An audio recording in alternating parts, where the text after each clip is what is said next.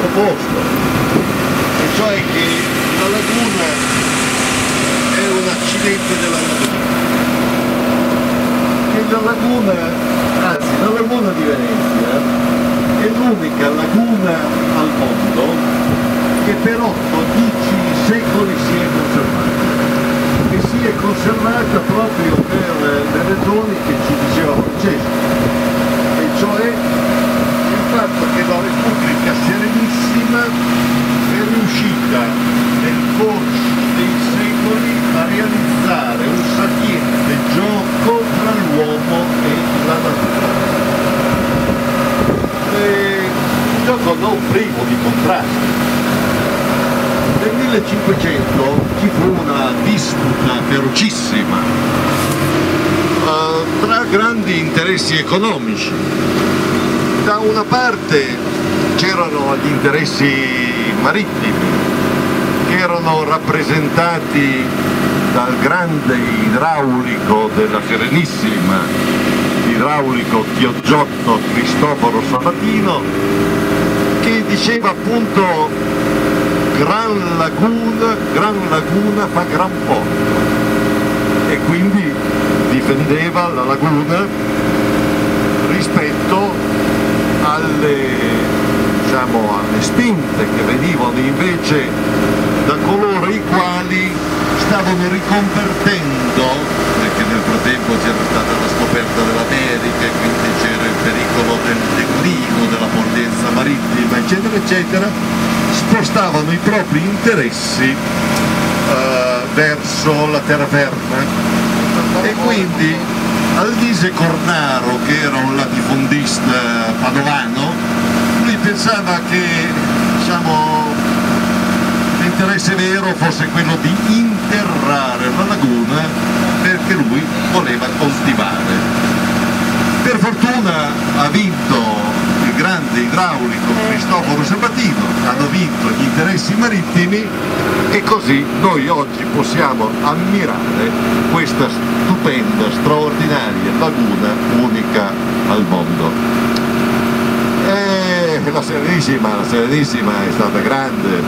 Se andiamo a vedere per esempio le cartine della Serenissima, noi troviamo che queste cartine prendono in esame tutto il territorio, lo prendono in esame anche il territorio della terraferma, su fino al Cansiglio, perché loro erano degli ecologisti ante litteram, sapevano benissimo che per esempio tagliare gli alberi sul Cansiglio, fare degli interventi in terraferma eccetera eccetera aveva delle influenze sulla laguna, perché la laguna, come ci ha detto bene Francesco, la laguna non esiste se non c'è una continua opera di manutenzione, di intervento sapiente dell'uomo, perché alla fine o vince il mare o vince la terra, e i fiumi spingono verso l'interramento e il mare tende, a penetrare e a trasformare la laguna in un braccio di mare. L'interesse della laguna è proprio il fatto che è una zona di transizione tra il mare e la terra. Se non che, per farla breve, che cosa accade? Accade che ci troviamo di fronte a degli interventi con la fine della Repubblica Serenissima, con l'avvento dell'industrializzazione, delle magnifiche sorti progressive del progresso della industrializzazione, ci troviamo di fronte ad opere, a pesanti manomissioni della laguna. Eccola qua, l'abbiamo di fronte. Questo è uno scempio per la laguna. Paolo Costa, presidente dell'autorità portuale, pensa che la laguna debba adattarsi a questi mostri e non che invece sia siano le barche che devono adattarsi alla laguna, e per questa ragione propone, come se già non fosse stato sufficiente il disastro provocato dal canale dei Petroli, dall'approfondimento dei canali, propone di scavare nuovi canali come il Contorta Sant'Angelo per fare arrivare attraverso il canale dei Petroli, di fare arrivare questi mostri in marittima, pensando in questo modo di nascondere la polvere sotto il tappeto, e cioè che non passerebbero più in questo modo di fronte a piazza San Marco. Qual è uno degli effetti più distruttivi di queste grandi navi? Uno degli effetti più distruttivi è quello, cioè, che spostano i sedimenti dei canali. Cioè, che cosa accade? Accade cioè che si determina un fenomeno di appiattimento della laguna. Per avere chiaro questo concetto bisognerebbe immaginarsi di prosciugare un attimo la laguna con l'immaginazione, no? Se noi prosciugassimo la laguna, che cosa vedremmo? Vedremmo che ci sono, diciamo, che quel territorio è percorso da canali, è percorso da ghetti, e poi ci sono le maree, che sono appunto questi territori che abbiamo visto prima, che vanno sott'acqua quando c'è l'alta marea, e poi ci sono le isole e via di questo passo. Con lo spostamento dei sedimenti ogni anno 3 milioni di metri cubi di sedimenti vengono spostati dalla loro sede. 1,5 milioni rimangono dentro la laguna e provocano il fenomeno dell'appiattimento, 1,5 milioni vengono spostati, sono persi, vanno a finire in mare. Attraverso questa tendenza si determina il fenomeno della progressiva trasformazione della laguna in un braccio di mare.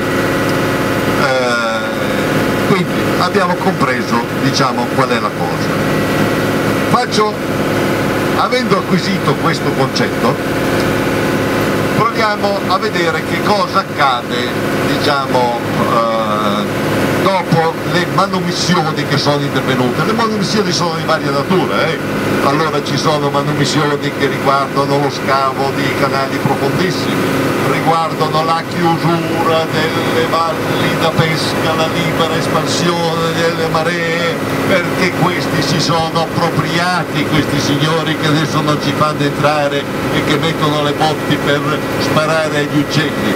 Questi signori si sono appropriati di un bene comune, perché questa era roba demaniale, si sono appropriati di questo territorio e, diciamo, attraverso vari sotterfugi sono riusciti ad avere concessioni per 99 anni.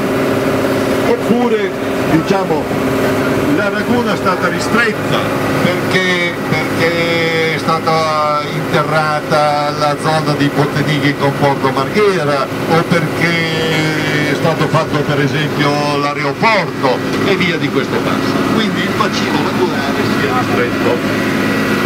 Allora, grandi canali, profondi, restringimento dell'area di libera espansione delle maree hanno determinato un'erosione delle maree, che ovviamente le maree sono, diciamo, un freno rispetto alla velocità di propagazione dell'alta marea, no? dell'acqua grande, dell'acqua alta, no? Appunto, le maree sono state, ci diceva Francesco, diciamo, l'area delle maree si è molto ristretta, abbiamo perso una quantità enorme di maree. Che cosa accade?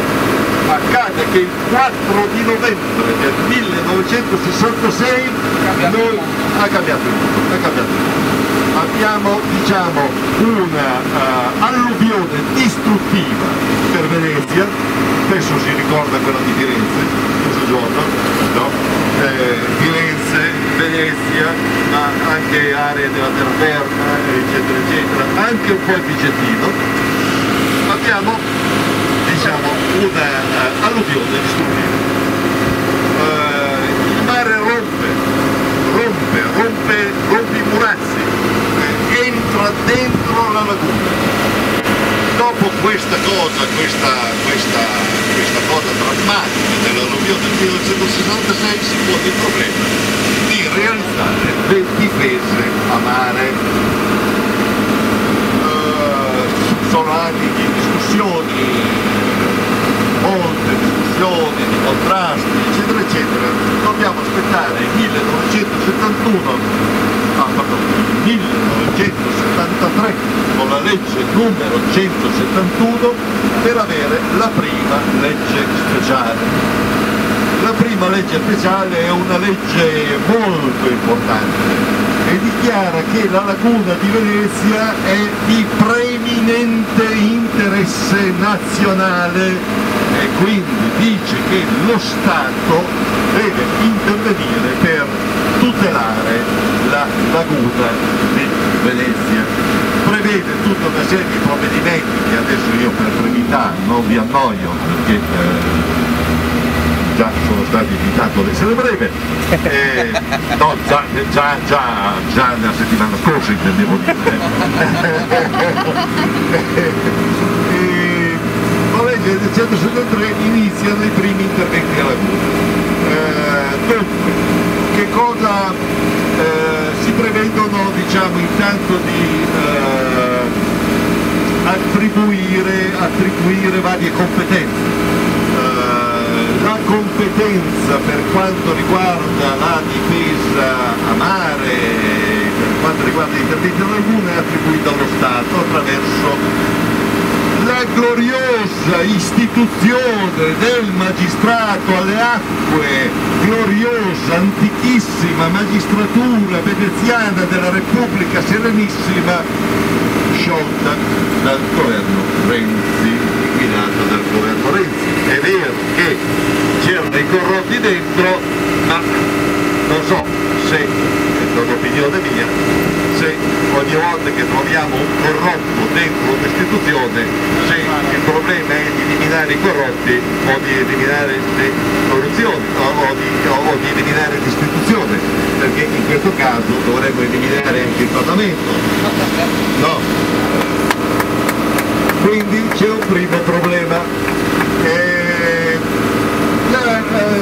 Tengo, diciamo così, allora, allo Stato dicevo gli interventi in laguna, alla Regione interventi di disinquinamento del bacino scolante afferente alla laguna di Venezia,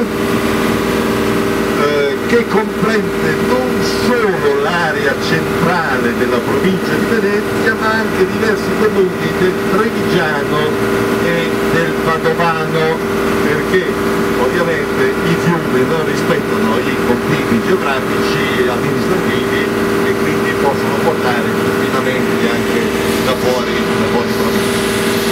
Infine erano affidate delle competenze ai comuni di varia natura per diciamo, lo scavo dei canali interni alla laguna, per quanto riguarda il rifacimento delle fondamenta, per quanto riguarda quella che già allora si diceva che non bisognava salvare solo le pietre a Venezia, ma insieme con le pietre bisognava salvare anche le persone, la popolazione. E anzi si disse allora che il tema era quello del ripopolamento di Venezia. Adesso mi pare che ci stiamo avvicinando al vacanza, sbaglio Francesco? Già. Questa è l'isola nuova che hanno fatto. L'isola nuova, è l'isola nuova che però nella località. No, è non c'era prima.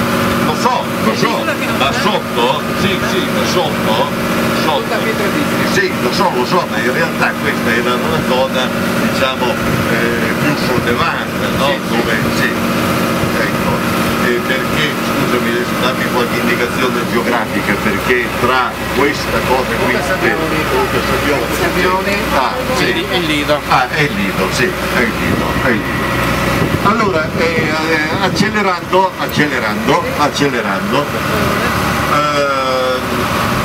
sì, però c'è un punto, che qui ogni tanto c'è qualcuno che si lascia affascinare dall'opera ingegneristica, dalla grande opera ingegneristica. Qui, perché la Serenissima ha mantenuto la laguna? Perché aveva 3 principi di fondo alla quale è sempre rimasto fedele. I 3 principi di fondo erano questi: che qualsiasi intervento in laguna doveva avere un carattere di gradualità, di sperimentabilità e di reversibilità. Io vi domando, pensate che voi che questo sia un intervento reversibile, che sia un intervento che ha carattere di sperimentabilità, che sia reversibile, una cosa di questo genere? Qui praticamente vengono agganciati sotto degli enormi cassoni, sotto dello spazio là, vengono sotto degli enormi cassoni di cemento armato, vengono agganciate attraverso delle cerniere delle paratoie mobili, le quali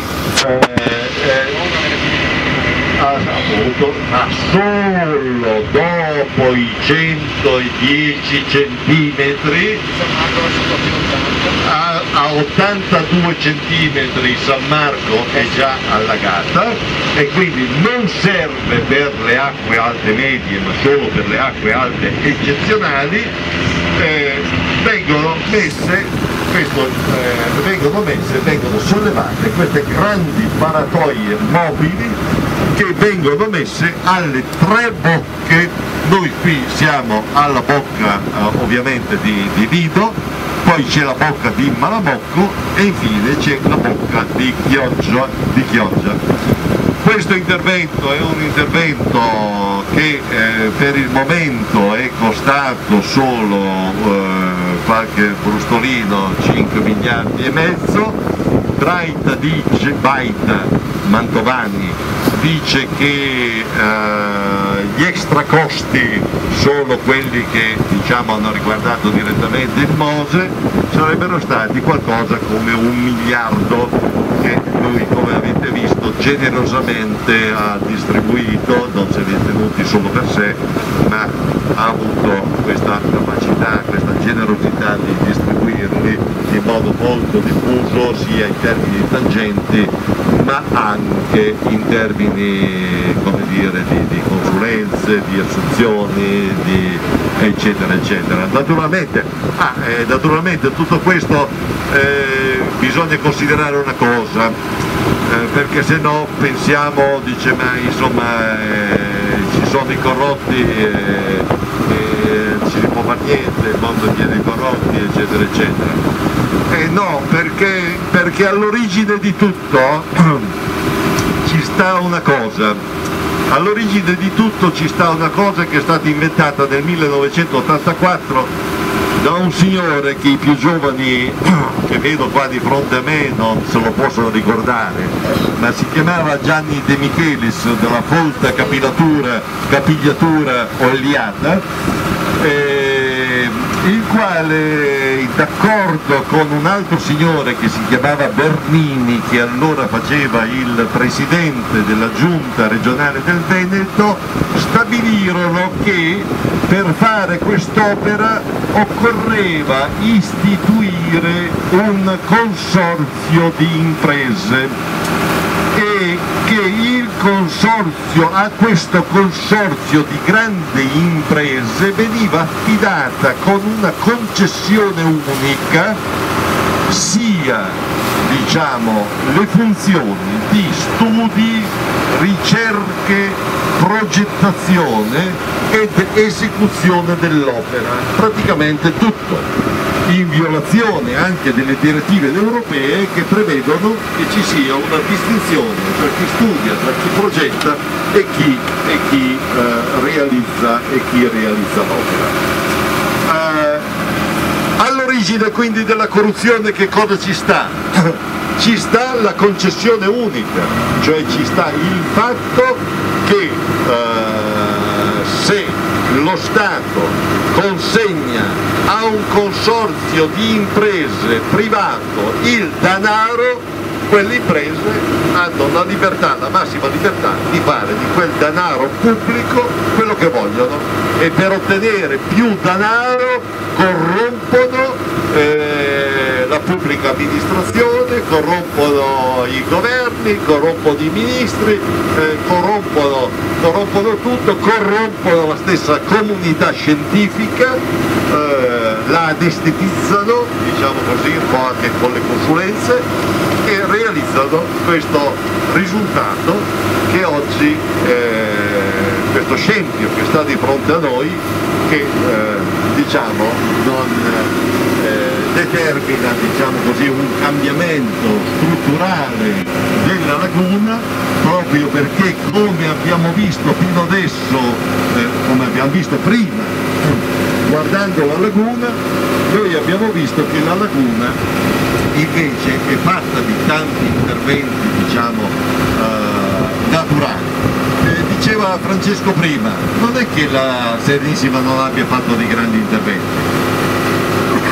C'è stata la diversione dei fiumi fuori dalla laguna per impedire che ci fosse l'interramento, però quando la Serenissima interveniva guardando, diciamo, anche con gradualità, guardando quale sarebbe stato l'effetto di quell'intervento. Se scavava un canale aspettava per vedere poi come si sarebbe comportato diciamo, il flusso delle acque. Pensate, prendete per esempio il canale dei Petroli. Il canale dei Petroli è un'autostrada, no? È tutta dritta e taglia la laguna, la taglia. Se guardiamo invece gli altri canali abbiamo visto che quei canali hanno un andamento sinuoso, no? Proprio perché corrispondono, diciamo, a questo gioco sapiente tra l'uomo e la natura. Qui invece questo è uno dei due varchi, perché la diciamo isola che non c'è, cioè l'isola artificiale, detta anche l'isola del Bacan, nel senso del Bacan artificiale, nel senso del Bacan artificiale, qui proprio perché l'apertura della bocca di Lido è amplissima, hanno fatto questa isola artificiale in mezzo in modo da, come dire, poter reggere come si dice, il dispiegamento, tra quella sponda là e quell'altra sponda lì, ma ce n'è un'altra sponda dall'altra parte, sono decine e decine di paratoi. Tra i rilievi che sono stati fatti a suo tempo, viene tutto chiuso, naturalmente sono sommerse, vengono sollevate solo quando l'acqua alta diciamo, arriva a 110 cm. Pare che ci sia un problema di rifrazione tra una paratoia e l'altra, nel senso che c'è una instabilità dinamica, e qualcuno dice anche grandi società di consulenza come la francese Principia, che era stata a suo tempo consultata dal Comune di Venezia, finché il Comune di Venezia con Massimo Cacciari si era battuta contro il MOSE, che dice che secondo loro i problemi saranno grossi di rifrazione tra una paratoia e l'altra, che potrebbero anche, diciamo, scatenarsi. La seconda cosa ha a che fare con le infermiere, dove c'è stato anche lì un elemento di corruzione, perché i tecnici, mentre siccome la società della Mantovani di Padova non era in grado di farle pulse, allora le hanno fatte saldate, sempre per dare lavoro alle società della Mantovani e via di questo passo, ma qui adesso il discorso sarebbe lungo e io diciamo vi lascio in pace, vi lascio tranquilli, ricordando insomma che ecco, tra gli interventi, diciamo, che faceva la Serenissima sulla base del famoso principio che io non mi stancherò mai di ripetere, e cioè, ricordiamocelo, gradualità,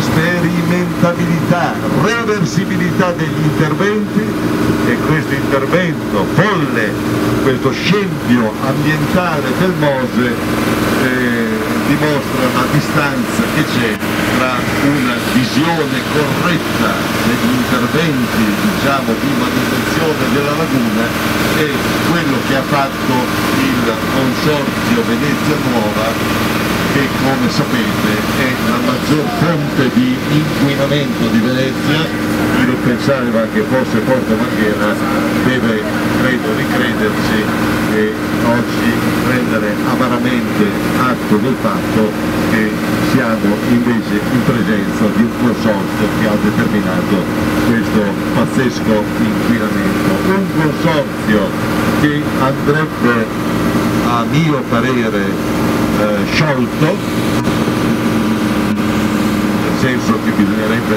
fare una moratoria degli interventi, una moratoria, intervenire, non dare più, sciogliere, diciamo, sciogliere in che senso, ma che non devi dare più i soldi al consorzio, quindi rompi la convenzione unica, la concessione unica con il Consorzio Venezia Nuova e diciamo ritornare a potenziare gli interventi in laguna. Ecco, io ho finito qui e ripasso a Francesco.